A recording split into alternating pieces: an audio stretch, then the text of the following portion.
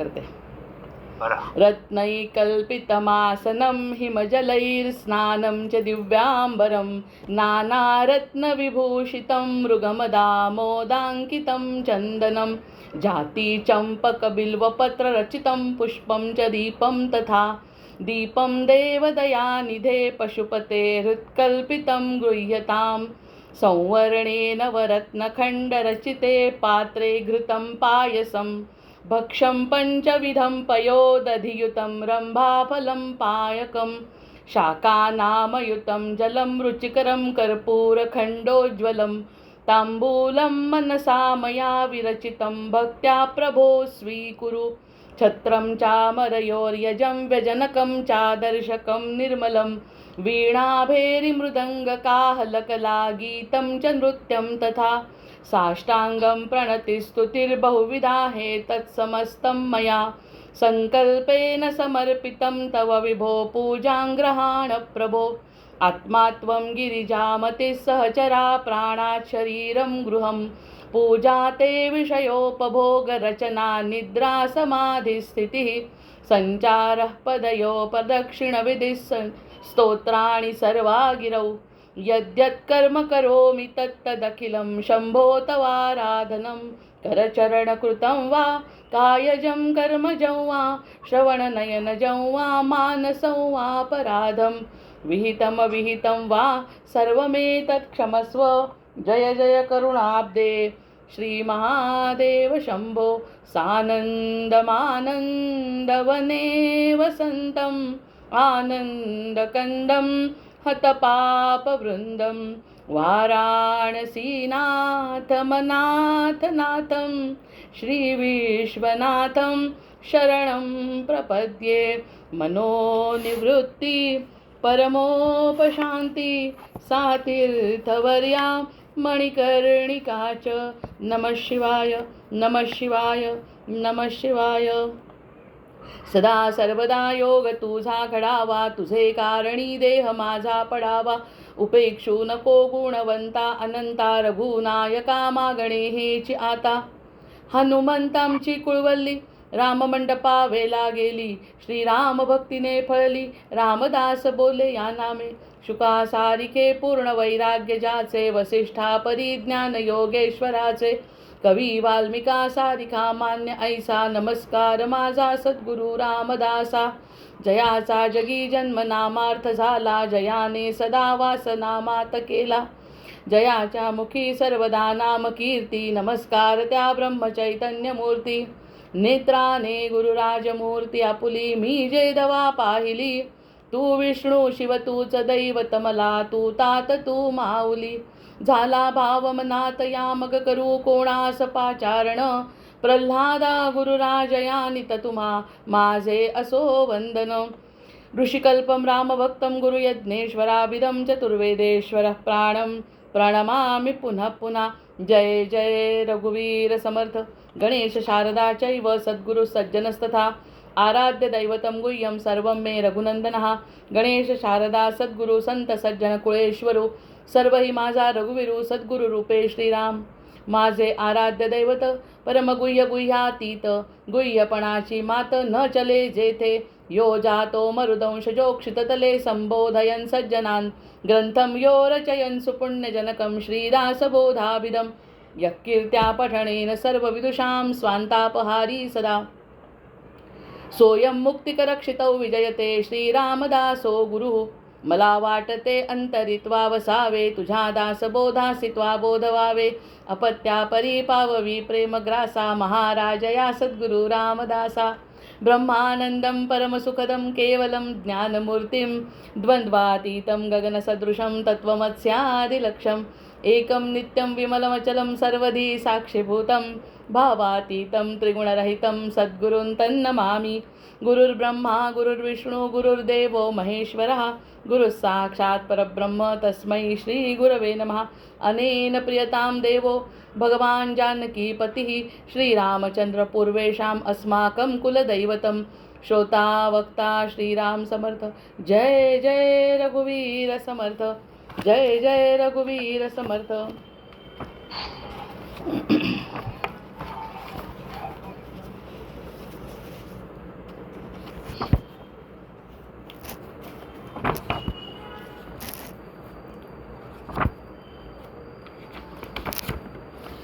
आता समास जो 7वा चालला आहे तो आज माझं थोडंसं पान इकडे तिकडे झालं, कारण दुपारी त्याच्यावरती वाचन झालं आज जरा, कारण ते ब्रह्मनिरूपण असल्यामुळे थोडंसं वाचन केलं तर माझं पान इकडे तिकडे गेलं आज.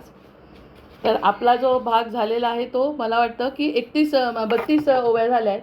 एक म्हणती जयासी नाही परमार्थ, तयासी न कळे येथीचा अर्थ, नेत्रे विण निधान स्वार्थ, अंधास कळे ना.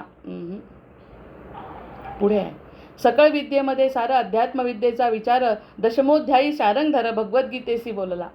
त्यांनी भगवद्गीता जी दशमोध्यायामध्ये सांगितले, भगवद्गीतेमध्ये शारंगधर स्वतः बोललाय. स्वतः बोलल्यामुळे ते सार जे विद्येचं सार आहे ते सगळ्यात खरं, सगळी सद्विद्या ती आहे. त्याच्या व्यतिरिक्त जे आहे म्हणजे अर्जुनाला पडलेले प्रश्न, सरळ सरळ अर्जुनाला आपण अर्जुनाच्या जागी जर आपण स्वतःला ठेवलं म्हणजे ठेवायलाच पाहिजे.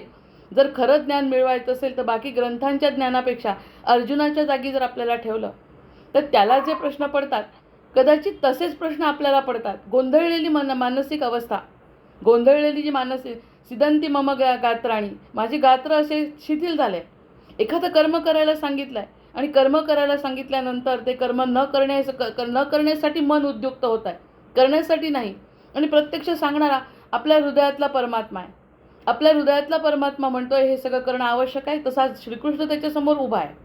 मग त्याच्यासमोर उभा आहे आणि त्याला पडलेले प्रश्न, आणि श्रीकृष्णाने 18 दिवस त्याचं केलेलं निरसन, हे खरंच आपला स्वतःचा द्वंद्व आहे असं समजायचं. आपल्या मनाचं आणि आपल्या हृदयाशी चाललेलं द्वंद्व आहे. प्रत्येक वेळी प्रश्नांचं उत्तर शोधून पाहायचं, या समस्येवर काय उत्तर आहे ते शोधून पाहायचं, आणि त्या समस्या सुख आणि दुःख याच्यावरती साक्षीभावाने जर बघता आलं तर ती सत्यविद्या आहे, बाकी काही गरज नाही. ती जे विवेकाची बुद्धी आपल्यामध्ये निर्माण होते, विवेकाची बुद्धी, म्हणून विवेकाच्या बुद्धीला खूप महत्त्व आहे. जर विवेकाच्या बुद्धीने जर ठरवलं की हे सुखही खरं नाही, हे दुःखही खरं नाही, आणि प्रत्यक्षामध्ये एक सत्य काहीतरी वेगळंच आहे, आणि सत्य समोर येणं, सत्य पचवणं आणि सत्याप्रमाणे वागणं, या 3 गोष्टी भगवद्गीतेची शिकवण आहे. तुम्हाला काय वाटतं याला महत्त्वच नाही आहे, कारण तुमची बुद्धी मर्यादित आहे. प्रत्यक्ष अर्जुनाला म्हणतोय तर आपला काय प्रश्न आहे? कृष्ण सखा आहे तरीसुद्धा तो म्हणतो मर्यादित बुद्धीमधल्या जीवानी स्वतःच्या बुद्धीचा विचार जर सोडला तरच माझं मी बोललेलं सत्य त्याच्या लक्षात येईल. आणि सत्य कटू असतं. सत्य म्हणजे असं आहे की जे तुम्हाला नाही वाटत ते करावं लागतं, आणि जे केलं आहे त्याचं काय फळ मिळेल त्याचा तुम्ही विचार पण करू शकत नाही. त्यामुळे ते शारंगधर जे बोलला ते केवळ सत्य आहे. मग असा वेदांतही सांगतो. मग वेदांत जर सांगत असेल तर वेदांत का सांगून आपल्याला पटत नाही? कारण की वेदांत समजत नाही. अर्थाच्या मागे लागलो, शब्दांच्या मागे लागलो तर ती गोष्ट पटत नाही. म्हणून भगवद्गीता एक तर गेय आहे, एक तर भगवंताच्या मुखातून निघाली आपला विश्वास आहे, गाण्यासारखी आहे, आणि त्यानंतर स्वतः भगवंत जर आपल्याला सारख्याला उपदेश करतायत हे जर जीवाला पटलं तर ते आपलं वाटतं. म्हणून शारंगधर जे बोलला आहे ते सत्य आहे. म्हणजे सरळ सरळ समर्थांनी अद्वैताचाच आधार घेतला आहे ना, कारण गीता अद्वैत तत्त्वज्ञानच सांगते. मग त्यांनी सांगितलं जे काही त्यांनी सांगितलं, मग म्हणतात काय ते अध्यात्मविद्या विद्यानां वाद प्रवदतामहम. अध्यात्मविद्या जी आहे ती फक्त मी बोललो आहे. म्हणजे अध्यात्मविद्या जिथे असेल, जिथे सत्य असेल, जिथे सूर्य असेल, जिथे प्रकाश असेल, जिथे ज्ञान असेल ते मीच आहे. मग सत्यावरती स्थिर होण्यासाठी त्यांनी पहिली अट सांगितली आपल्याला, आपण ज्याच्यावरती चर्चा केली की सत्याची पहिली अट ही आहे की आपण आनंद स्वरूप आहोत. आपण आनंद स्वरूप आहोत एवढंच ज्ञान आवश्यक आहे माझ्या दृष्टीने. तर म्हणजे जर साधन म्हणून करायचं असेल एखादी गोष्ट तर एकच त्याचा निचोड म्हणतो आपण, तसा शॉर्टकट, त्याची जिस्ट समरी जर काढली तर ते सच्चिदानंद स्वरूप श्रीकृष्ण आहे, सच्चिदानंद स्वरूप राम आहे, सच्चिदानंद स्वरूप विष्णू परमात्मा आहे, सच्चिदानंद स्वरूप शिव आहे. मग हे सगळे त्यांचं जे स्वरूप आहे तेच आपलं स्वरूप आहे. मग ते आपलं स्वरूप आहे, त्यावर जर बुद्धी स्थिर झाली तर मी आहे, ते मी आहे. म्हणजे आपल्यामध्ये त्याचं प्रागट्य केव्हा होईल? आता आपण देव जेव्हा बसवतो, जेव्हा आपण आपल्या पूजा करायला सुरुवात करतो, जेव्हा देवाची प्रतिष्ठापना करते तेव्हा देवाची मूर्ती असतेच बाहेर. देवाची मूर्ती इकडून तिकडून उचलतो, दुकानातून विकत आणतो, मुलगी लग्न होऊन आणते, या सगळ्या गोष्टी जरी असल्या तरी ती मूर्तीच असते. त्या मूर्तीला जेव्हा रोज आपण त्याची पूजा करून किंवा प्रतिष्ठापना करतो तेव्हा त्याचं देवत्व प्रगट होतं. त्या ठिकाणी एक वेगळ्या प्रकारची ऊर्जा निर्माण होते. ते किंवा म्हणजे देवत्व ऊर्जा निर्माण करण्यासाठी त्याची प्रतिष्ठापना आवश्यक आहे आणि प्रतिष्ठापनेनंतर साधना आवश्यक आहे. मग तशी उपासना आवश्यक आहे. तर त्या ठिकाणी आपण करून ठेवला आहे आणि नंतर त्याच्याकडे बघितलंच नाही तर ती उपासना फलद्रूप होत नाही. मग या सगळ्या गोष्टीचं प्रागट्य होत नाही. म्हणजे या सगळ्या गोष्टीसाठी आपल्या देहामध्ये भगवंत आहे. आता हे तर आपल्या सगळे धर्माचरण करणारे आणि जे ग्रंथ वाचतात त्यांना पटलं की आपल्या हृदयामध्ये जे चैतन्य आहे ते भगवंताचं स्वरूप आहे. जो श्वासोश्वास आपण घेतो तो भगवंताच्या कृपेने घेतो आणि तो श्वास म्हणजेच चैतन्य म्हणजेच भगवत स्वरूप आहे. ते वरून आलं आहे. इथे जे शरीर तयार झालं त्याच्याशी त्याचा फक्त राहण्याचा संबंध आहे. ते तसं निर्लेप आणि निर्विकार आणि विशुद्ध आहे. मग हे समजलं एवढं की ते सत्य स्वरूप आपल्यामध्ये प्रतिष्ठापना करणं म्हणजे त्याला धारण करणं म्हणजे तो धर्म आहे. तो स्वधर्म आहे. आपला स्वधर्मावरती चर्चा होत असताना सत्यावर चर्चा झाली पाहिजे. सत्य म्हणजे मी सत्य आहे, अस्तित्व आहे माझं. देह असो किंवा नसो मी आहे. देह असो किंवा नसो मी आहे. पेन असो किंवा नसो पेनचं अस्तित्व आहे. पेन असतो म्हणजे जीव असतो, असणे, अस्तित्व, ह्याला त्यांनी महत्त्व दिलं. म्हणजे ते सत्य आहे, तेच फक्त खरं आहे. आणि सत्याची प्रतिष्ठापना करण्यासाठी किती गोष्टींना नाकारावं लागतं, किती असत्याला मागे टाकावं लागतं, कितीतरी बांध फटाफट तुटले पाहिजे मनाचे की हे खरं नाही ते नेती हे खरं नाही ते खरं नाही ते खरं. मग खरं काय? खरं म्हणजे फक्त माझं स्वरूप अंतर्बाह्य मग त्याला स्वधर्म म्हणतात ना कृष्ण. त्या ठिकाणी कृष्ण म्हणतात धर्म म्हणजे स्वधर्म. मला वाटलं ते करणं, पण त्याच्यासाठी विवेकाची बुद्धी म्हणजे सारथ्य कोणाचं आहे? भगवंतांचं सारथ्य असलं पाहिजे, नाही तर स्वैराचार होतो. माझ्या बुद्धीने मला वागायचं आहे म्हटलं तर स्वैराचार होईल. माझ्या बुद्धीने वागत असताना विवेक जर तिथे असेल म्हणजे सारथ्य जर भगवंताचं असेल, हे की नाही सगळ्या खुणेच्या गोष्टी आहेत. तर म्हणून समर्थ काय म्हणतात, ते जे तुम्हाला वाटतं ना सत्य स्वरूप तुम्हाला की आज सत्य काहीतरी उलगडलं आहे, माझी जीत झाली, माझी हार झाली, ते सत्य नाही. मी जिंकली, मी हारली, हे सत्य नाही. काहीतरी सत्याची प्रागट्य झालं आहे त्या ठिकाणी की असं काहीतरी घडलं आहे की सत्याचा उदय झाला आहे. आता समजा एवढा गोंधळ चालू आहे आपल्या पूर्ण देशामध्ये, देशात नाही पूर्ण जगामध्ये गोंधळ चालू आहे. पण गोंधळाचा शेवट म्हणतात ना की महाभारत युद्ध जेव्हा होतं तेव्हा खूप काही निघून जातं, पण सत्याची स्थापना होते ना, सत्य प्रतिष्ठित. ते कल्कीचं काम आहे आता. म्हणजे मोठ्याही प्रमाणात तेच आहे आणि लहानही प्रमाणात तेच आहे. लहान्या प्रमाणामध्ये इतका गोंधळ आहे, इतका गोंधळ, असू द्या गोंधळ, हे चांगलं नाही ते चांगलं नाही, पण सत्यावर जर आपण स्थिर राहिलो तर सत्याची म्हणजे आपल्या मनासारखं जर एखादी गोष्ट घडली सत्यानी, मग आपण असं म्हणतो की त्या देवाची कृपा झाली. प्रत्यक्ष आपल्या हातात काही नाही आहे काही घडणं, एकही गोष्ट आपल्या हातात नाही आहे काही घडणं. ह्याच्यावरती मती स्थिर झाली ना की मग शरणागती आपोआप होते, असं त्यांचं म्हणणं आहे. म्हणजे जिथे तुम्हाला सत्य दिसलं, भगवंताकडे बघितलं आणि त्या ठिकाणी जर रडू आलं, डोळ्यात पाणी आलं, तर तिथे प्रतिष्ठापना झाली असं म्हणायला हरकत नाही. अन्यथा त्या ठिकाणी काहीच नाही आहे. प्रत्यक्षात साध्या पितळेच्या किंवा चांदीच्या किंवा सोन्याच्या मूर्ती आहे. पण समजा त्या ठिकाणी जाऊन एखाद्या व्यक्तीला दगड, एक सिनेमा बघितला होता कोणत्या तरी, त्या ठिकाणी इतकंसं छोटंसं मंदिर असतं, गरीब आहे, हिमालयातला सिनेमा आहे, एवढासा त्याचा दगड असतो आणि तुटक्या मुटक्या 2 विटा लावलेल्या असतात. मग हा आपला हिरो त्याला विचारतो, वर याच्याहून चांगलं मंदिर आहे का? नाही, वर काही आहे का? इतकं चांगलं नाही आहे म्हणतो.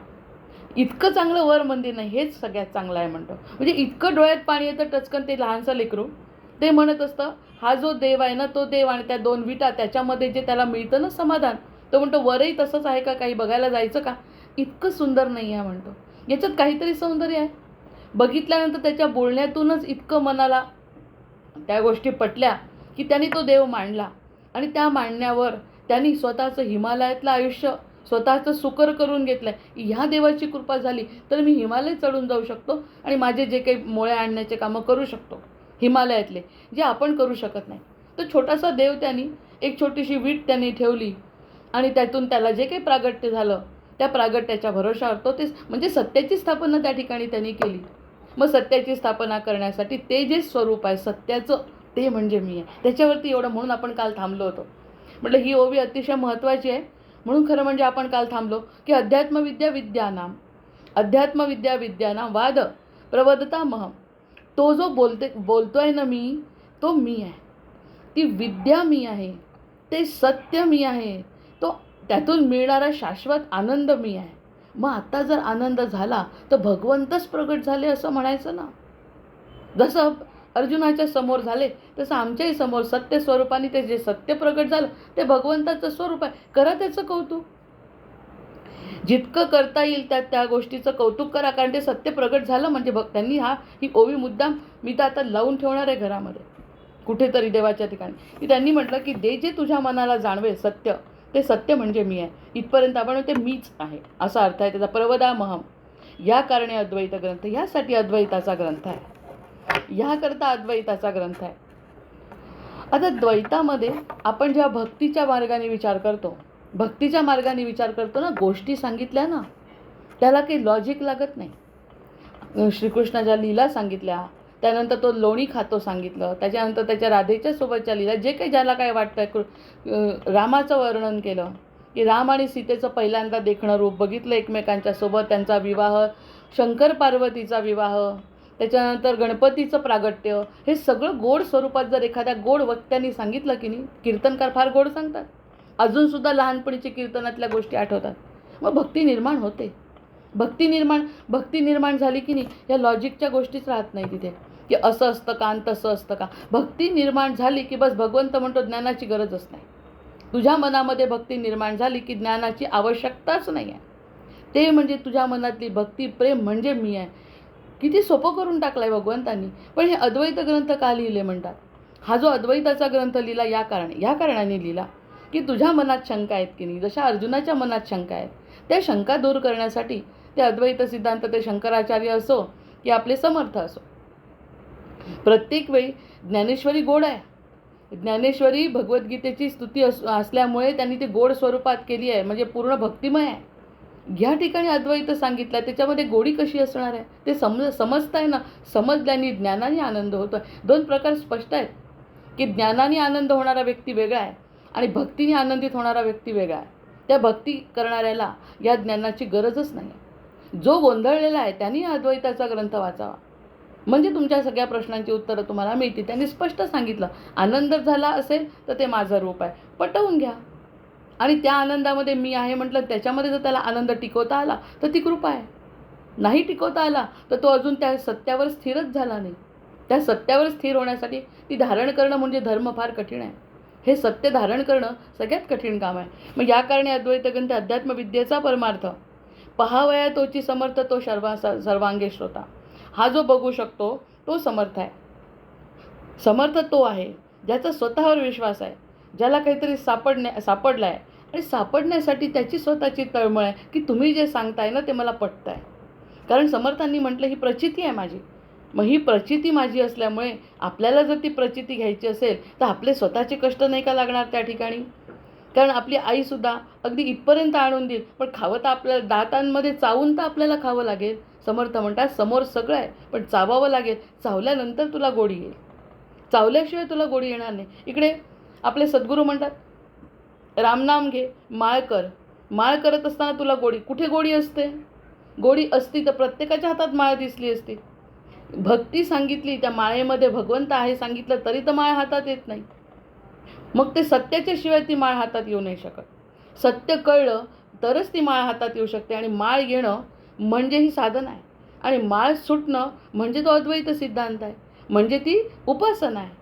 पूजा, माळ हे करण्याचं कारण की ही साधना, उपासना केल्याशिवाय ते सत्य तुमच्या अंगामध्ये धारण होणार नाही, धारण करणार नाही. धारण केल्याशिवाय कोणत्याच गोष्टीची प्रचिती कशी येणार? मानलं तर प्रचिती येते, नाही मानलं तर मानो तो गंगा माहू ना मानो तो बहता पाणी. मानलं तर गंगा आहे, नाही तर वाहणारं पाणी आहे. त्यामुळे मानण्यावर सगळं असल्यामुळे तो समर्थ, जो पाहायला गेला तो समर्थ. मग आता आपल्याला समर्थ व्हायची इच्छा निर्माण होते. असं जेव्हा समर्थ बोलतात आणि त्यातल्या घळीत जाऊन बसलं, गडावर जाऊन बसलं, आणखी समर्थांच्या सान्निध्यात गेलं की ते भक्तिरूप, प्रेमरूप आपल्यामध्ये उतरतं आणि ज्ञानही समजू लागतं. ज्ञान काय आहे याच्यात खरंच कठीण काय आहे? न समजण्यासारखं काय आहे? काहीच नाही. धारण करण्याला बाकी भयंकर कठीण आहे. सगळं पटतं कधी कधी सत्यावर टिकणं फार कठीण आहे, इतकं कठीण आहे, पण सत्य जिंकतं ह्याच्यावरती आता माझाही विश्वास आहे. उशिरा का होईना पण सत्य जिंकतं.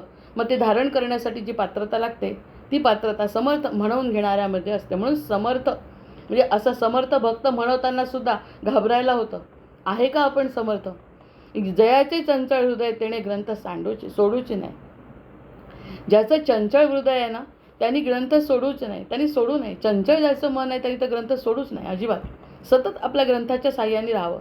एक दोन व्यक्ती मी सुरुवातीला जेव्हा म्हटलं ना की आम्हाला समजतच नाही, त्या ओवीचा अर्थच लागत नाही आणि ओवीचा अर्थ लागत नाही, पुन्हा पुन्हा तोच विचार करतो, तर ते म्हणतात त्या ठिकाणी ओवीचा अर्थ आपण लावूनच घ्यायचा नाही, वाचायचा. आणि वाचल्यानंतर समर्थांची जेव्हा कृपा होते तर आपोआप ते उलगडत जातं. म्हणून सोडूच नाही हातातला ग्रंथ असं ते म्हणतात. कारण एखाद्या गोष्टीच्या मागे लागल्याशिवाय ती गोष्ट कशी काय होणार आहे? कोणतीही गोष्ट संसारातली सुद्धा मागे लागल्याशिवाय एखादी गोष्ट हातात येत नाही. 15 वर्ष आयुष्याची घालवल्याशिवाय शिक्षण हातात पडत नाही, डिग्री. संसाराची 40 वर्ष हातात घातल्याशिवाय चांगले मुलं सुना पोरं येत नाही आपल्या हाताशी. मग या ठिकाणी जर तुम्ही हातातला ग्रंथ सोडला तर ते कशी समर्थांची कृपा? ग्रंथाचा आधाराने राहायचं. ते आजकाल छोटे छोटे ग्रंथ घेतात लोक हातात आणि ते सतत आपल्या पर्समध्ये ठेवतात. गीता असो, दासबोध असो, ज्ञानेश्वरी असो, सतत सोबत ठेवतात की कुठे ना कुठे काही कमी पडलं लागलीच आधार वाटतं. ज्याचं चंचळ मन आहे त्याला तर हा आधार घेणं आवश्यक आहे. ज्याचं चंचळ म्हणजे वाईट अर्थाने चंचलता नाही आहे ही, की चंचलता या वयात असू शकत नाही आणि मॅच्युअर लोकांना, परिपक्व लोकांना चंचलता म्हणजे गोंधळ मनाचा, काय करू काय नको, माझं चुकतं आहे का त्याचं चुकतं आहे, अशा जो काही गोंधळ आहे त्या गोंधळासाठी आपला आधाराने ते ठेवावं. सोडिता अवलभ्य होय अर्थ येथीचा. आणि नंतर जर सोडला ना, जर ते हातातून ग्रंथ सोडला तर ग्रंथ समजत नाही, ग्रंथाची कृपा होत नाही. असं एका ओळीमध्ये विरोधार्थी वापरला आहे त्यांनी. ज्याचे चंचळ हृदय तेणे ग्रंथ सोडवचे नाही, सोडिता अलभ्य होय अर्थ येथीचा. ग्रंथ सोडू नये. चंचळ वृत्ती असेल तर हातामध्ये ठेवावा. म्हणून तर ते सारखे म्हणतात पारायण करा. दशमी एकादशीला पारायण करा. नक्षत्र बघा, तिथी बघा, वार बघा, त्यातल्या त्यात हे बघा ते बघा, जेणेकरून त्या सगळ्या गोष्टींचा एकत्रित परिणाम होऊन हृदय परिवर्तन होईल. आणि हृदयामध्ये सत्य स्थापन होणे म्हणजे मी स्थापन झालो असं समजा. प्रत्यक्षामध्ये हृदयामध्ये भगवंत आहे प्रत्येकाच्या. म्हणून प्रत्येकाचं हृदय अतिशय कोमल आहे, प्रत्येकाचं हृदय अतिशय विशाल आहे. त्याला विशालतेने जर वागू दिलं ना तर ते सगळ्यांवर प्रेम करायला तयार आहे. पण प्रत्यक्षात ते धारणच करत नाही मन की आपण मोठा आहे, त्याचा हा प्रश्न आहे. त्यामुळे हातामध्ये चंचलता, मनामध्ये चंचलता असेल तर ग्रंथाला सोडण्याचं काही कारण नाही. एखाद्या वेळेस तुमच्या मनामध्ये प्रगल्भता आली, प्रेम भक्ती दाटून आली तर कदाचित ग्रंथ दूर गेला तर चालेल. कारण ग्रंथ हे साधन आहे शेवटी. माळ जसं साधन आहे, उपासना साधन आहे, शेवटी ग्रंथ हे साधनच आहे. त्यामुळे ग्रंथ नंतर जसं आपण म्हणतो काही वयानंतर मुलामुलींची काळजी घेण्याचं काही कारण नाही. या वयापर्यंत थोडी काळजी घ्या, ह्या वयानंतर त्यांना मोकळं सोडलं तरी काही हरकत नाही, ते तसे परिपक्व असतात. तसं आपण परिपक्व झाल्यानंतर ग्रंथाचा आणि ह्या सगळ्या उपासनेचा किंवा साधन मार्गाचा अवलंब करण्याचं गरज उरत नाही. कारण तो तसाच प्रगल्भ होतो मनामध्ये सतत. आमचे महाराज म्हणायचे सतत श्रीराम जयराम जय जयराम असं मनात चालू राहू देत जा. मनाच्या मागे मागच्या कृपार काहीही करत असा मागे आपला जो आवाज आला पाहिजे. एक तर व्यक्ती अशी आहे आपल्या परिवारातलीच की जिला तो आवाज म्हणजे ध्वनी नाद तिच्या कानात येत असतो, घुमत असतो सारखा. आपण तरी विचार करून तो आणायचा प्रयत्न करतो की श्रीराम जयराम जय, तिला तर घुमतो म्हणे नाद. म्हणजे किती भाग्य म्हणावं. काहीतरी मागच्या जन्मीची साधना असेल. मग ह्या सगळ्या गोष्टी झाल्यावर मग तेव्हा ग्रंथाची गरज नाही. पण ग्रंथांची गरज कोणाला आहे तर ज्यांना गोंधळ आहे तोपर्यंत हातात ठेव. मी तुम्हाला दुसऱ्यांचं कशाला, मी माझ्या स्वतःचं उदाहरण सांगते. या ठिकाणी सुरुवातीचा फक्त एक पॅरेग्राफ वाचायचा या दासबोधाचा, फक्त एक किंवा आणि त्यातले ते मूर्खांची लक्षणं सांगायचे ते, आणि आणखीन कोणता तरी एक दोन असे समास आहेत तेवढे वाचायचे. ते मुंग्या म्हणती माझे घरं, पिंपळ म्हणती माझे घरं वगैरे, तो जो समास तेवढं वाचायचं. प्रत्येकाला त्रास दिलाय, प्रत्येकाला मी त्रास दिलाय. मामा असो, आजी असो, आजोबा असो, आई असो, प्रत्येकाला काही अर्थ नाही की त्या ग्रंथात. मुंग्या म्हणती माझे घरं, पिंपळ म्हणती माझे घर, याला काय अर्थ आहे असं स्वतःच बोललेलं आहे. मग ते म्हणतात त्याचं चंचळ हृदय, एक तर त्यांनी याच्या जवळ येऊ नये, निदान त्याचा असा अपप्रचार. पण आपल्या लोकांजवळ म्हणजे याचा अर्थ कुठेतरी प्रश्नांची मालिका होती असं काही नाही आहे त्याच्यात. आता वाचायला लागतं एका ओळीतून हजारो तसे व्यास जसे निघतात ना एका शून्यातून, तसे अर्थ निघतात त्याच्यातून. हे कळायला आपली पात्रता पाहिजे ना. मग चंचल मन असेल, त्यांनी जर हातात ग्रंथ धरला तर आपल्या मनात हळूहळू या गोष्टीची उकल होते, असा यांचा अनुभव आहे. आपल्याला कळत नाही, पटकन कबरवरून बोलतो, याच्यात एवढं काही नाही. ज्ञानेश्वरीमध्ये काय एवढं, पटकन म्हणणारे लोक आहे. आणि ज्ञानेश्वरीत काय नाही, आणि जे ज्ञानेश्वरीमध्ये आहे ते सांगण्यातही, म्हणजे ज्ञानेश्वरीच्या एका ओवीतही जे सांगू शकत नाही, त्याच्यावर असं म्हणणारे लोक जर असतील तर खरंच किती अज्ञान आहे. म्हणजे आपल्या जीवाचं कल्याण करणारे जे ग्रंथ आहेत त्याला आपण असं म्हणतो. मग चंचलता असेल ना तर त्यांनी सतत हातात ठेवावे, त्यांची कृपा होते, ग्रंथांची कृपा होते. जसं दासबोधाच्या बाबतीत झालं तसंच ज्ञानेश्वरीच्या बाबतीत झालं, की ज्ञानेश्वरी वाचा, लिहाच म्हणे तुम्ही, काही झालं ते पहा आणि लिहा, पहा आणि लिहा. कंटाळा यायला लागला, समजत नाही तर कंटाळा आल्यावर म्हटलं मला वाटत नाही ते लिहावं, नुसतं समजत नाही तोपर्यंत लिहिण्यात अर्थ नाही. पण खरंच ज्ञानेश्वरी माऊलींची कृपा झाली की त्यांच्या ओव्यांप्रमाणे त्याच वहीमध्ये स्वतःचे अमृतकण लिहिल्या गेले ना. आता म्हणजे त्यांची कृपा फक्त माझंच वाचा असंही नसते. कृपा इतकी झाली की आनंदाने ती वही इतक्या पानांची, मी दाखवीन एखाद दिवशी, 400 पानांची वही स्वतःच्या शब्दांनी भरली आहे. आता नक्कीच ज्ञानेश्वर माऊलींची कृपा आहे. मग या सगळ्या कृपेचे ते काही इतके छोट्या मनाचे नाही आहे की माझं ते म्हणतो तेच केलं पाहिजे, पण माझ्या सान्निध्यात राहा, शब्दांच्या सान्निध्यात राहा, माझ्या सान्निध्यात राहा, करून घेतो. मग चंचल हृदय असेल तोपर्यंत ते करायलाच पाहिजे, तो त्याच्याशिवाय पर्याय नाही. म्हणजे याचं शॉर्टकट नाही आहे. लता मंगेशकरची मुलाखत ऐकली की समजतं. आजकालच्या मुली जेव्हा पटकन पुढे जातात तेव्हा ती लता मंगेशकर म्हणते मला हे असं ऐकवतसुद्धा नाही, माझं अख्खं आयुष्य त्यासाठी घालवलं आहे संगीतासाठी, तेव्हा कुठे सरस्वतीच्या पदापर्यंत आपण तिला पोहोचवलं. हे थोडक्यातल्या गोष्टी नाही, शॉर्टकट नाही चालत इथे. म्हणून असं आपल्याला समजून विचार करायचा. आणि जोपर्यंत आपल्या हृदयामध्ये गोंधळ आहे तोपर्यंत, मनामध्ये गोंधळ, हृदयात नसतो, मनामध्ये जोपर्यंत गोंधळ आहे तोपर्यंत समोर समजायचं की अर्जुन आणि कृष्ण असे एकमेकांच्या समोर उभे आहेत आणि ते आपले समर्थ आणि कल्याण आहेत. मी समर्थांच्या जवळ बसली आहे, मी सद्गुरूंच्या समोर बसली आहे, तोपर्यंत हातातला ग्रंथ सुटला नाही पाहिजे. जयास जोडला परमार्थ तेणे पाहावा हा ग्रंथ. ज्यांना परमार्थ पाहायचा आहे त्यांनी ग्रंथ हा बघावा. अर्थ शोधिता परमार्थ निश्चय बाणे.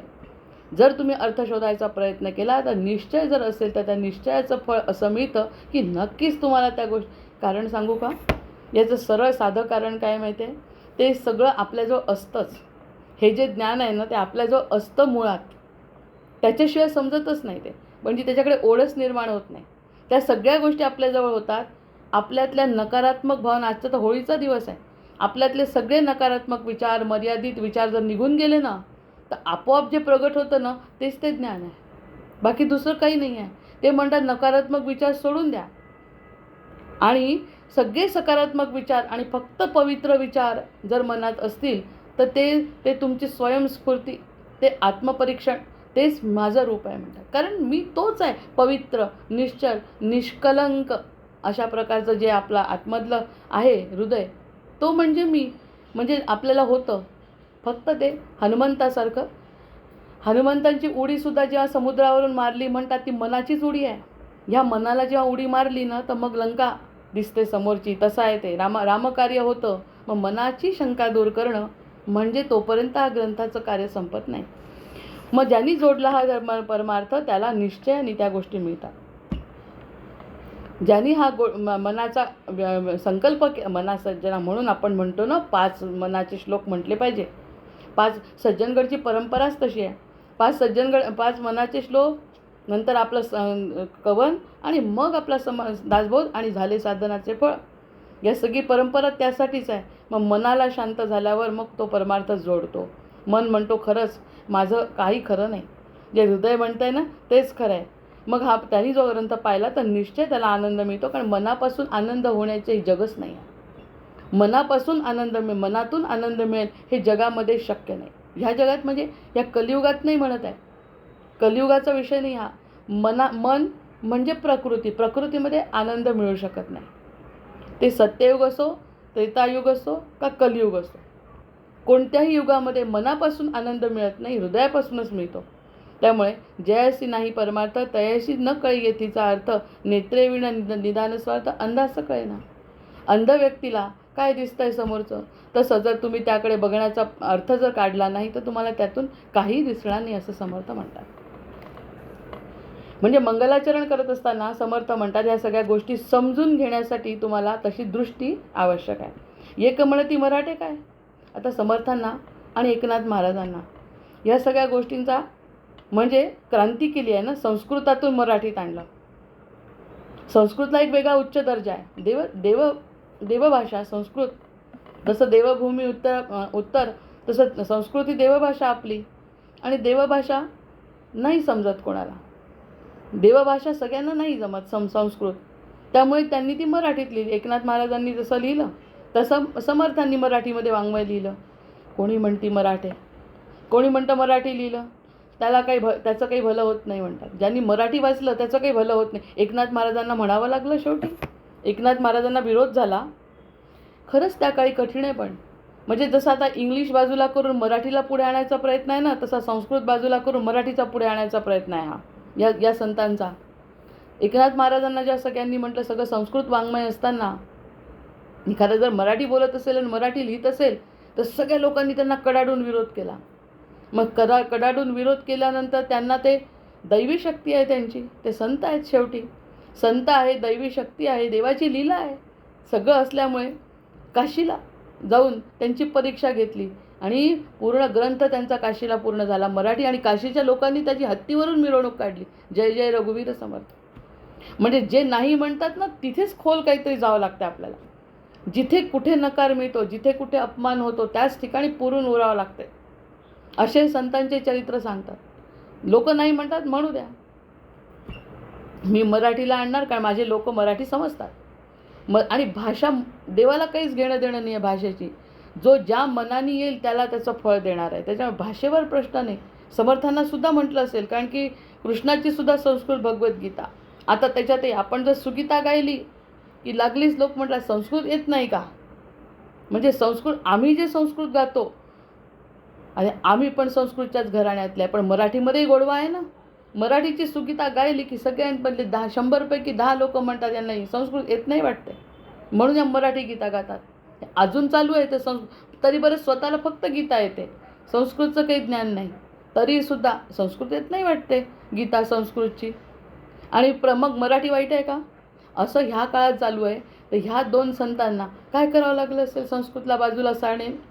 त्यांना सगळं संस्कृत येत असून त्यांनी मराठीमध्ये लिखाण केलं. कशासाठी. माझ्या या भक्तांसाठी की माझ्या भक्तांना जर संस्कृत समजलं नाही तर बिचारे दूर पळतील. त्यांना समजलं तर बिचारे जवळ येतील. इतकं सोपं आहे ना हे. मराठीत केल्यामुळे सोपं करून ठेवलं म्हणून मी त्यांना मग हे सगळं त्यांना म्हणावं लागलं. कोणी म्हणते मराठी म्हणजे नावं ठेवायची. त्या समर्थांनी सुद्धा अनुभव घेतला आहे. नावं ठेवायची असतील कोणी म्हणते हे मराठी आहे. आता एवढा मोठा ग्रंथराज दासबोध त्याला मराठी म्हणतात. एकनाथ महाराजांना मराठी म्हणून डावलतात. या सगळ्या गोष्टी कशा घडतात. कोणी म्हणते असं, कोणी म्हणते मराठी हे तो भल्याची ऐकू नये, भल्यांनी ऐकू नये मराठी. त्या काळात संस्कृत ऐकावं आणि आता इंग्लिश ऐकावं. मराठीला म्हणून आता मराठीचा मान आला आहे. आपलं राज्य सरकारने मराठीला दर्जा दिला. म्हणजे ह्या सगळ्या जेव्हा ट्रान्झिशन फेजमध्ये असतात गोष्टी म्हणजे परिवर्तनाच्या नियमात जेव्हा या गोष्टी असतात तेव्हा त्या संतांना त्या लोकांना भयंकर त्रास होतो. ह्याच्यातून उचलून त्याच्यात टाकायचं आहे आणि स्वतःला कमीपणा घ्यायचा आहे. स्वतःला कमीपणा घ्यायचा आहे. इंग्लिशचे लेक्चरर असून इंग्लिशचा एकही शब्द येऊ न देणं मराठीसाठी हा कमीपणा आहे का मोठेपणा आहे. काय करायचं आहे आपल्याला. ज्या वेळेस इंग्लिश बोलायचं तरी इंग्लिश बोलायचं आहे. ती भाषा आहे. आमच्या समर्थांचा मराठी ग्रंथ अतिशय अमूल्य आहे. त्यामुळे मराठीमध्ये इंग्लिशची धावपळ करण्याचं काही कारण नाही हे आता म्हणणं. पण त्या जुन्या काळी जेव्हा संस्कृतवर ज्यांचं पांडित्य होतं त्या लोकांच्यामधून संस्कृत बाजूला करून मराठीत आणणं समर्थांना थोडीशी खंत वाटली की लोक कसं बोलतात. मी मराठीत लिहिलं याबद्दल कसं बोलतात. म्हणजे मोठ्या मोठ्या लोकांना सोडलं नाही तर आपल्याला काय. त्यांनी म्हणलं मराठी तो काय बोलायचं आहे की ती मुखे नेणी सोय अर्धान वयाची. त्याच्या मूर्ख की त्याचा अर्थ पूर्ण निघत नाहीत म्हणे. जे संस्कृतमध्ये अर्थ निघतात तसे अर्थ मराठीमध्ये निघत नाही. लोहाची मानदुसं केली. मानदुसं म्हणजे पेटी. लोहाची मानदुसं केली म्हणजे लोखंडाची पेटी केली. नाना रत्ने साठविली ते अभाग्याने त्या गेली लोखंडे म्हणून. त्यांनी म्हटलं समर्थांनी उत्तर दिलं त्याच्यावरती त्यांना वाईट वाटलं. त्यांनी म्हटलं लोखंडाची पेटी केली आणि त्याच्यात नाना रत्न भरली. नाना रत्न भरली त्या लोखंडाच्या पेटीमध्ये आणि त्या रत्नांना टाकून दिलं. कारण काय? तर पेटी लोखंडाची आहे. असा मूर्खपणा तुम्ही करता का? अरे रत्न भरलं आहे याच्यामध्ये, पूर्ण दासबोधामध्ये, म्हणजे ग्रंथांमध्ये रत्न आहेत माझे, मौक्तिक आहेत माझे, माझ्या मुखातून बाहेर पडलेले, माझ्या बुद्धीतून, माझ्या हृदयातून, माझ्या रामकृपेने बाहेर पडलेले हे मोती आहेत. आणि त्या मोतीला तुम्ही फक्त मराठी म्हणून डावलता का रे? कारण संस्कृत जाणणारे प्रकांड पंडित जे होते त्यांना उत्तर समर्थांनी असं दिलं आहे की ते म्हणतात की लोहाची मांदूसं केली, लोखंडाची पेटी घेतली आणि त्यामध्ये नाना रत्ने साठविली. रत्नच आहेत ना ती, का कोळसे भरलेत मी? कोळसे आहेत का ते? कोळस्यांना तुम्ही म्हणाल की लोखंडाची पेटी म्हणून रत्न फेकता का रे तुम्ही? मग माझं हे मौल्यवान जे रत्न, माझे शब्दभांडार आहे ते सगळं मराठीत आहे म्हणून फेकता, डावलता त्याला? असा प्रश्न त्यांनी त्यावेळी विचारला. म्हणजे त्यांना त्या गोष्टीचा निश्चितच विरोध करावा लागला. संस्कृतला बाजूला सारून मराठीमध्ये आणण्याचा विरोध हा त्याच्यात या शब्दांमधून जाणवतो. तैसी भाषा प्राकृत, तैसी भाषा प्राकृत अर्थ वेदांत आणि सिद्धांत नेणोनी त्याची भ्रांत मंदबुद्धिस्तव. हे जी भ्रांती आहे ना तुमची, मंदबुद्धिस्तव आहे. आता मोठ्या मोठ्या पंडितांना म्हटलं आहे त्यांनी की हा जो अर्थ वेदांत सिद्धांत सगळा तशी भाषा प्राकृत जी आहे ना, त्या भाषा प्राकृत तीसुद्धा तितकीच महत्त्वाची आहे. मग त्या प्राकृत भाषेला महत्त्व देऊन त्याच्यात वेदांत सांगितला आहे, त्याच्यामध्ये सिद्धांत सांगितला आहे. जशी रत्न साठवली आहे लोखंडाच्या पेटीमध्ये, तसं यामध्ये सुद्धा वेदांत आणि सिद्धांतच सांगितला आहे. जर त्याला त्यागलं तर ते मंदबुद्धिस्त. मग त्याला मंदबुद्धी म्हणल्याशिवाय पर्याय नाही. खरंच प्रत्येक वेळी संतांना खूप त्रास होतो. एखादी गोष्ट करायची, नवीन मांडायची, मत मांडायचं, त्याच्यानंतर भाषा बदलली त्यांनी, त्याच्यानंतर त्यांची वृत्ती बदलली काही लोकांनी. ते गाडगे महाराज होते, त्यांनी तर आणखीनच वेगळं, फक्त सत्यता म्हणजे स्वच्छता हेच त्यांचं धर्म होतं. सावरकरांचं नुसतं राष्ट्रप्रेम. म्हणजे प्रत्येकाचं जे मत असतं ते जेव्हा त्यांना तेव्हा रुजवायचं असतं तेव्हा त्या समाजाचा त्यांना भयंकर त्रास होतो. मग त्या त्रासाबद्दल म्हणत असताना ते मंदबुद्धी आहे का तुम्ही? सगळा वेदांत सिद्धांत, एक गोष्ट अशी सोडली नाही आहे की समर्थ म्हणतात की या ठिकाणी नाही सापडणार तुम्हाला. एकाही प्रश्नाचं उत्तर नाही असं माझा ग्रंथ नाही. कोणताही प्रश्नाचं उत्तर तुम्हाला या ठिकाणी मिळत आहे असं असून जसं लोखंडाच्या पेटीसारखं तुम्ही फेकून द्याल का रे? फक्त भाषा मराठी आहे म्हणून तुम्ही फेकून द्याल का रे? असा प्रश्न त्यांनी विचार. आहाचं सापडता धन, आहाचं सापडता धन त्याग करणे मूर्खपण. जर तुम्हाला याच्यामध्ये धन सापडत आहे पेटीमध्ये, तर तुम्ही जर त्याला त्यागलं तर मूर्खपणा कुणाचा? ठेवणाऱ्याचा का तुमचा? न घेणाऱ्याचा का तुमचा? म्हणजे न घेणाऱ्याचा मूर्खपणा का माझा? ठेवणाऱ्याचा? सांगा बरं. आहाचं सापडता धन त्याग करणे मूर्खपणा. द्रव्य घ्यावे साठवणे पाहायचं नाही, साठवून घ्या. काही पाहायचं नाही मागचं पुढचं. मराठीत आहे का संस्कृतमध्ये आहे? एखादा श्लोक संस्कृतमध्ये आहे, याला जास्त समजतं, त्याला जास्त समजतं, या समासात ते त्या काही नको, सगळं साठवून घ्या. जे तुम्हाला दिसतंय आज ज्या क्षणी जे दिसतंय ते साठवा आणि ते धारण करा. ते मनात ठेवा, हृदयात ठेवा, बुद्धीत ठेवा, सराव करा. ते लोखंडाची पेटी समजून त्यागून नका देऊ. तुम्ही ठेवताच की नाही रत्न, तसेच माझे हे विचार तुमच्या मनामध्ये ठेवा.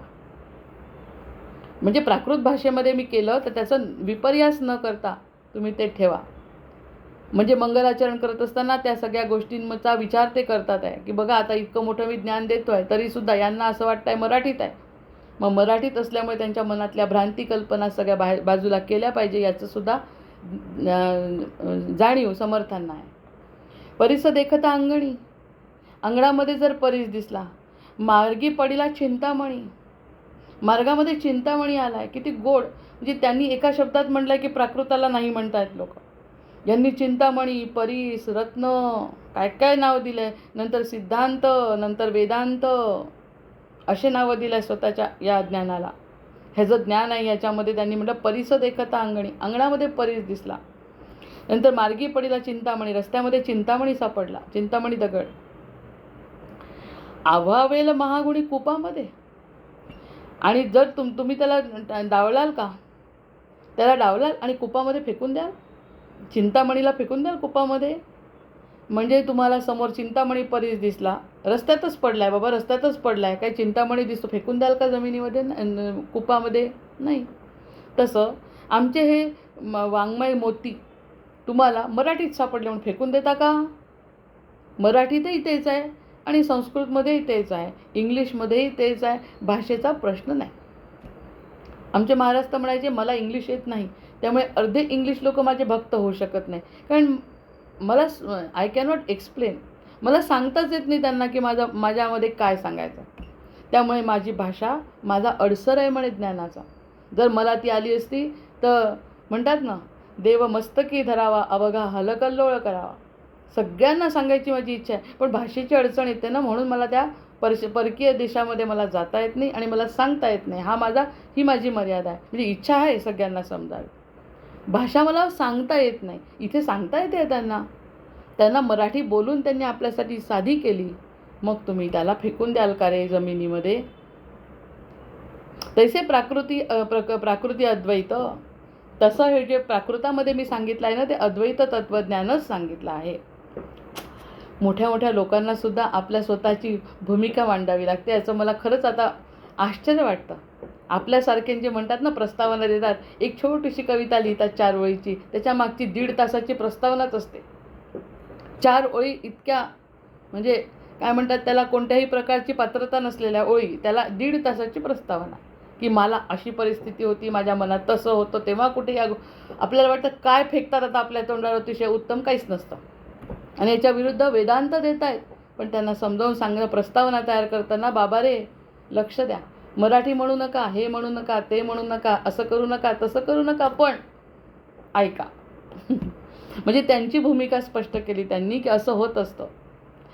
पूर्वीच्या काळी ना सगळंच असं, म्हणजे असं 52 कशी सोनं होतं. गाणं असो, वेदांत असो, साधुसंत असो, देवपूजा असो, भगवंत असो, माणसांची वृत्ती असो, कशी खणखणीत होती. असं थोडक्यात असं काही नव्हतं.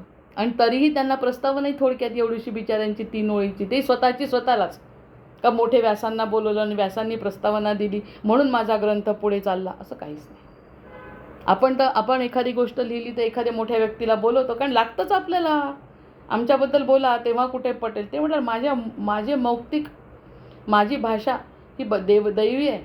जे माझ्या मुखातून बाहेर पडते ते मोती आहेत, ते चिंतामणी आहेत, ते परीस आहे. आणि इतकं सुंदर असल्यामुळे तुम्ही त्याच्याकडे लक्ष द्या आणि मूर्खपणाने ते फेकून नका देऊ वरच्या माझ्या भाषेमुळे.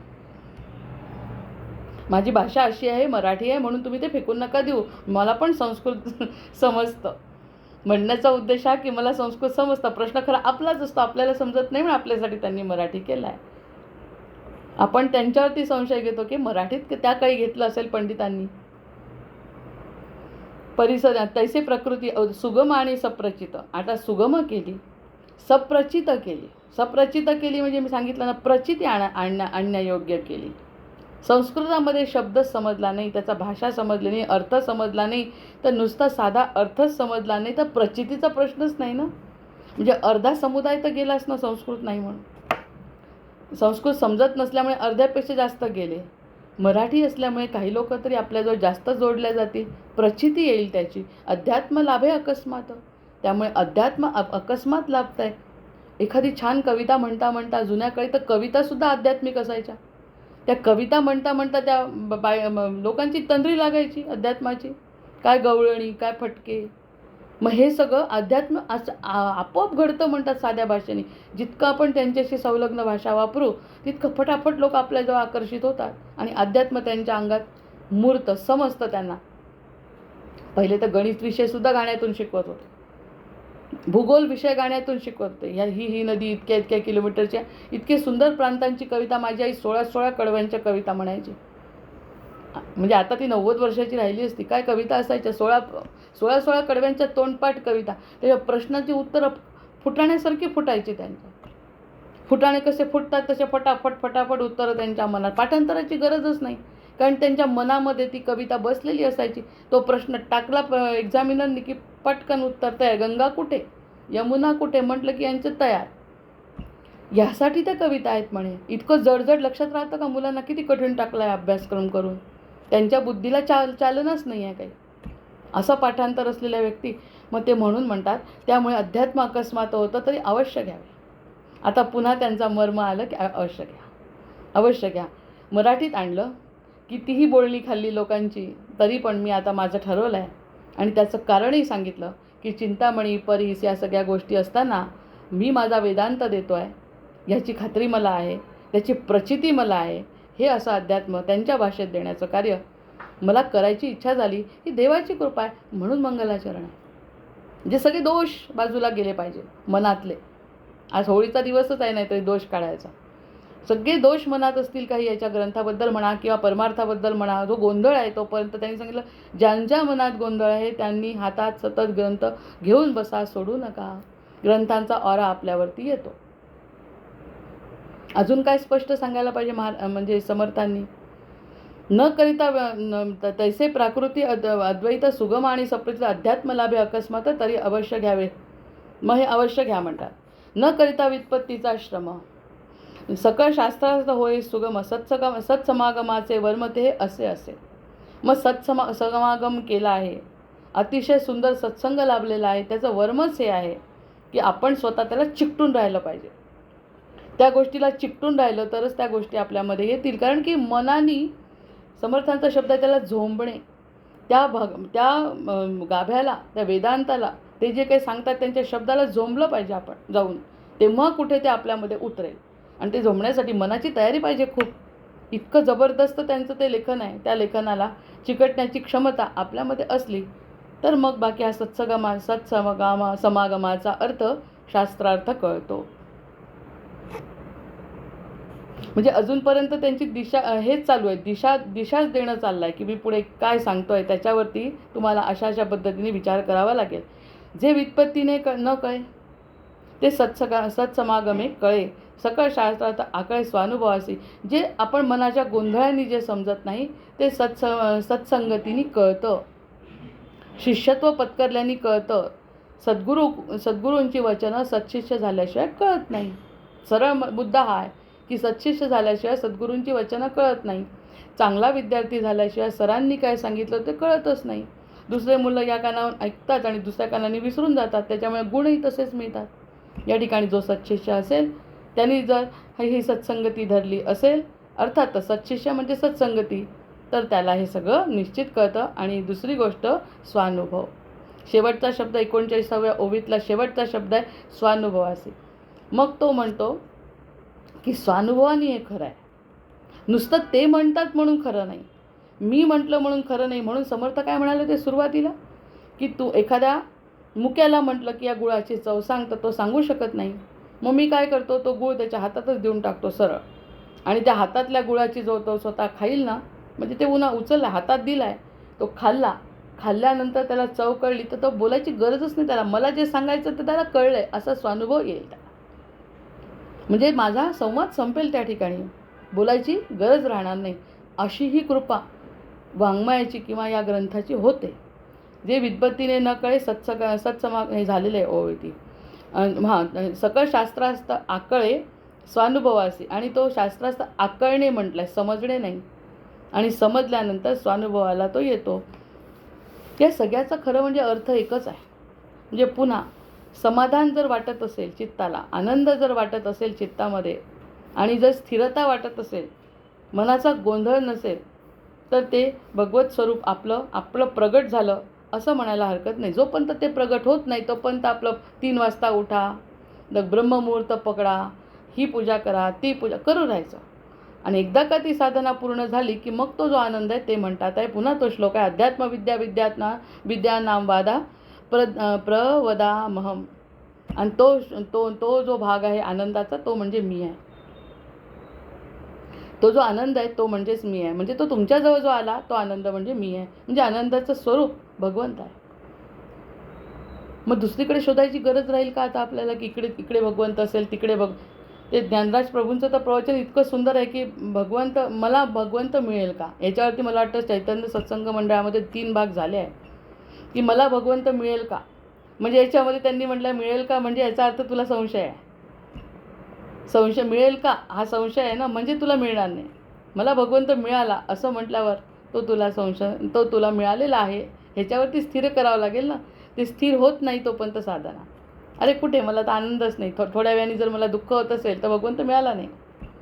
भगवंत मिळवायची साधना म्हणजे कोणत्याही वेळी शांत, स्थिर आणि समाधानी राहत असेल तर तो भगवंतच आहे. तेच भगवंताचं स्वरूप आहे. तो काही चार भुजांचा आणि मुकुट घालून येणार नाही आहे.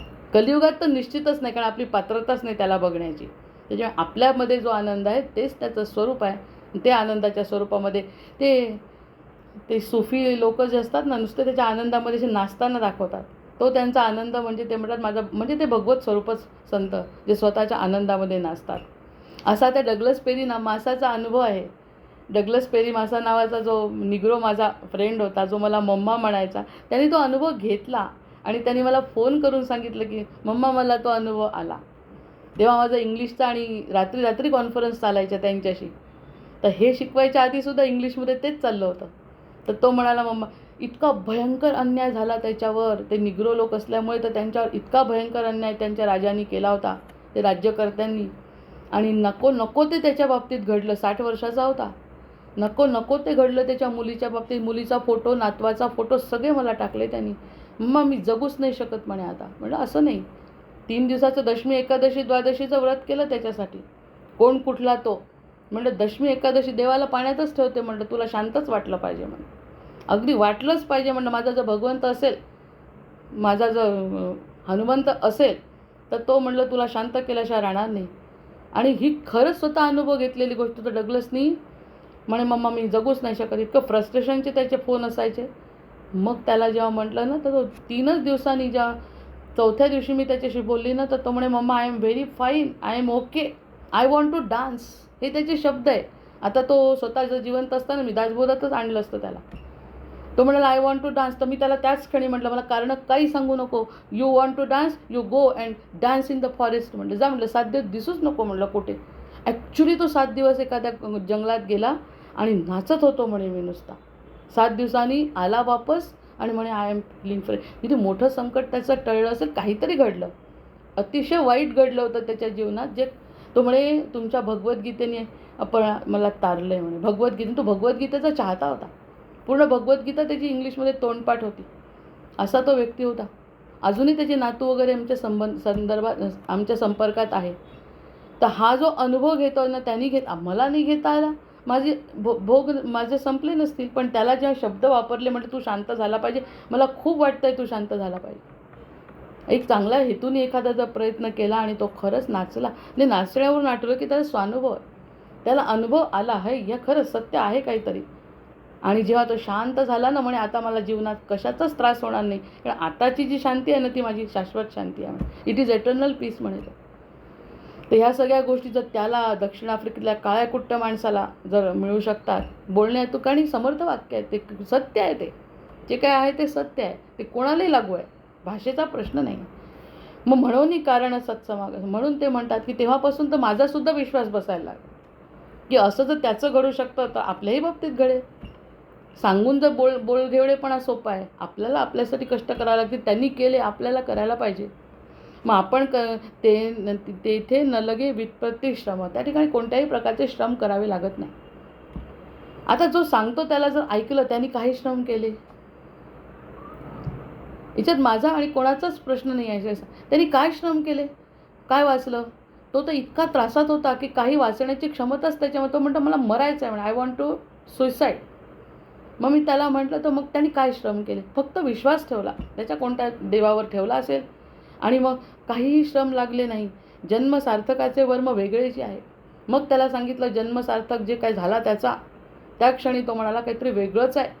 तोही म्हणाला आता आपले समर्थ म्हणतात, ते समर्थ वचन म्हणजे सत्य. म्हणून ते म्हटलं की इतकी मौल्यवान खाणी माझ्या मुखातून जे मोती पडतील, ते मोती म्हणजे अक्षरशः असे आहेत की कोणत्याही जीवाला विश्रांतिस्थानमेकं कविवरवचसां जीवनं सज्जनानां बीजं धर्मद्रुमस्य प्रभवतु भवतां भूतये राम नाम.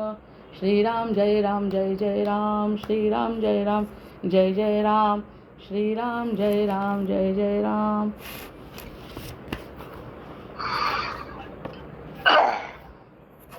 जय जय रघुवीर समर्थ. येऊ का? घ्या ना. हा. झाले साधनाचे फळ, संसार झाला सफळ, निर्गुण ब्रह्म ते निश्चळ अंतरी बिंबले श्रीराम. हिशेब झाला मायेचा, झाला निवाडा तत्वांचा, साध्य होता साधनांचा ठाव नाही श्रीराम. सप्ती जय जय देखिले ते जागृती सुडाले, सहजची अनिर्वाच्य झाले बोलता नये श्रीराम. ऐसे हे विवेके जाणावे, प्रत्यये खुणेसी बाणावे, जन्म मृत्यूच्या नावे शून्याकार श्रीराम. भक्ताचे निसाभिमाने कृपा केली दाशरथीने, समर्थ कृपेची वचने तो हा दासबोध श्रीराम. 20 दशक दासबोध श्रवणाद्वारे गीता शोध, मनन करत्यास विशद परमार्थ होतो श्रीराम. 20 दशक 200 समास साधके पावे सावकाश, विवरता विशेष विशेष कळो लागे श्रीराम. ग्रंथा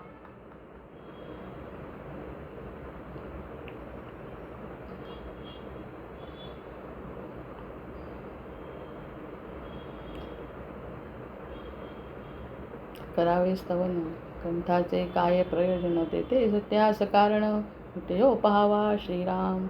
ऐसी ही विचाराची कामे, उगेच भ्रमो नये भ्रमे, जगदेश्वरे अनुक्रमे सकळ केले श्रीराम. जय जय रघुवीर समर्थ. जय जय. सकळ देहाचा झाला केला, आत्मसमुदाय उडाला, तेथे कोण्या पदार्थाला आपुले म्हणावे श्रीराम. ऐसी विचाराची कामे, उगेच भ्रमो नये भ्रमे, जगदीश्वरे अनुक्रमे सकळ केले श्रीराम. जय जय रघुवीर समर्थ. जय जय रघुवीर समर्थ.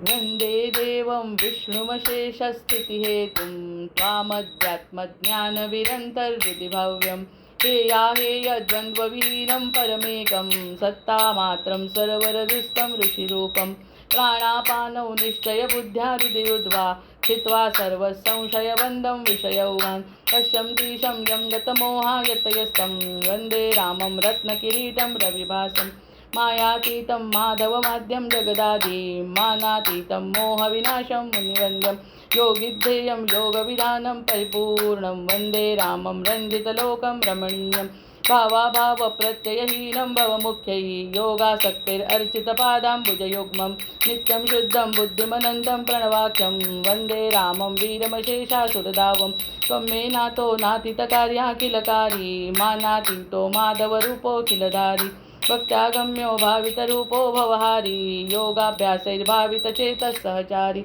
त्वामद्यन्तं लोकततीनां परमीशं, लोकानां नो लौकिकमानैरुदिगम्यं, भक्तिश्रद्धाभावसमेतैर्भजनीयं, वन्दे रामं सुन्दरमिन्दिवरनीलं, को वा ज्ञातुं त्वामतिमानं गतमानं, मानासक्तो माधवशक्तो वृन्दारण्ये वन्दितवृन्दाकरवृन्दं, वन्दे रामं भवमुखवन्द्यं सुखकन्दं, नानाशास्त्रैर्वेदकदम्बैर्प्रतिपाद्यं, नित्यानन्दं निर्विषयज्ञानमनादिं, मत्सेवार्थं मानुषभावं प्रतिपन्नं, वन्दे रामं मरकतवर्णं मथुरेशं, श्रद्धायुक्तो यः पठति मम तव माद्यं, ब्रह्मं ब्रह्मज्ञानविधानं भुविमर्त्या, रामं श्यामं कामितकामप्रदमीशं, ध्यात्वा ध्यात्वा पातकजालैर्विगतस्य, सीताकान्तस्मरण. जय जय राम. महारुद्र हनुमान की जय. भर्जनं भवबीजानामर्जनं सुखसम्पदां, तर्जनं यमदूतानां राम रामेति गर्जनम्, आवाहनं न जानामि तवार्चन, पूजां चैव न जानामि, क्षम्यतां परमेश्वर,